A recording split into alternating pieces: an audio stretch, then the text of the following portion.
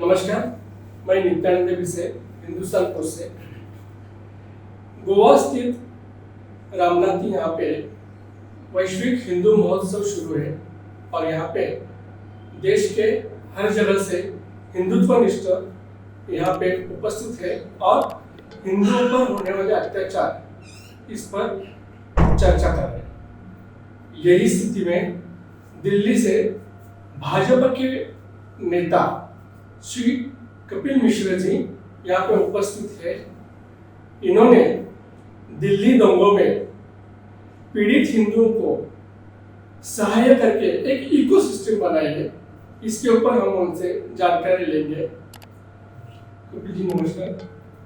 दिल्ली दंगों में जिस तरह से हिंदुओं पर आक्रमण किया और वो पीड़ित हुए, उनका मनोबल आपने बढ़ाया और उसको एक हिंदू इकोसिस्टम नाम दिया। क्या है ये इकोसिस्टम?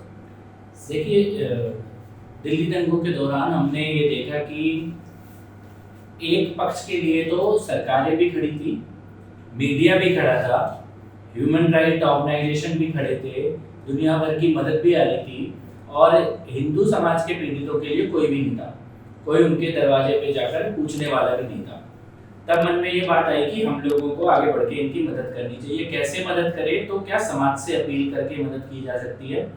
तो समाज से अपील की और पूरे दुनिया भर के, विश्व भर के हिंदुओं ने पीड़ित हिंदू परिवारों की मदद के लिए साथ दिया और जिनके रोजी रोटी छीनी थी, किसी का दुकान जला, किसी का घर जला, किसी ने अपने परिवार के बच्चों को खोया, उनको थोड़ा आर्थिक मदद पहुंचाने का शुरुआत हम लोगों ने दिल्ली दंगे के समय से की। उसके बाद चाहे वो राजस्थान में करौली में पुजारी जी को जलाया गया, उनके परिवार की मदद की हम लोगों ने। उदयपुर में कन्हैया लाल जी की जब हत्या की जिहादियों ने, तो पूरी दुनिया से 16,000 लोगों ने मिलकर पैसा इकट्ठा किया।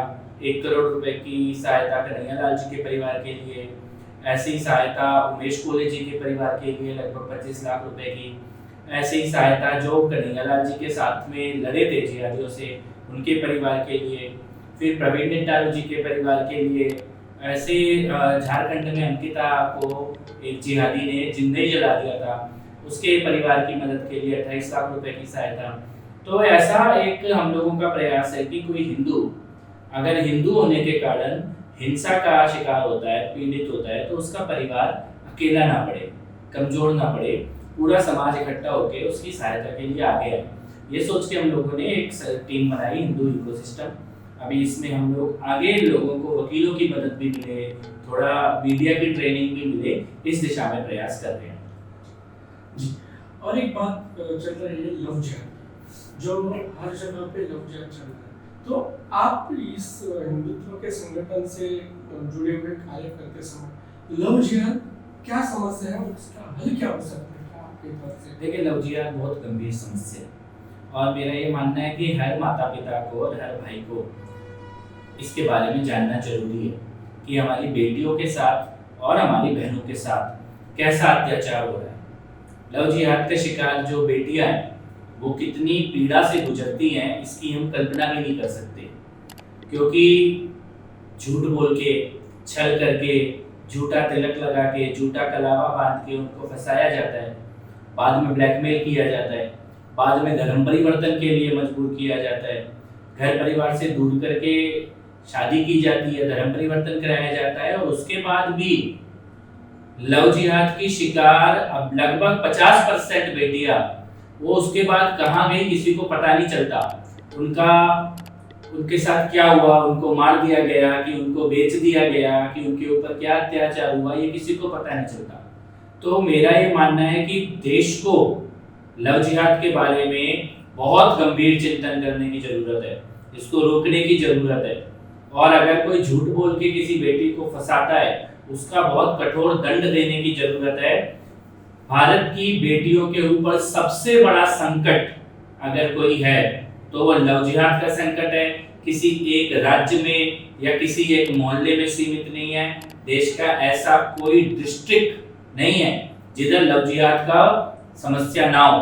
और इसमें जो लड़के करते हैं इनके पीछे पूरा सिस्टम है, इनको उसके लिए पैसे दिए जा रहे हैं, मोटरसाइकिल दी जा रही है, इनाम दिया जा रहा है धर्म परिवर्तन कराने का।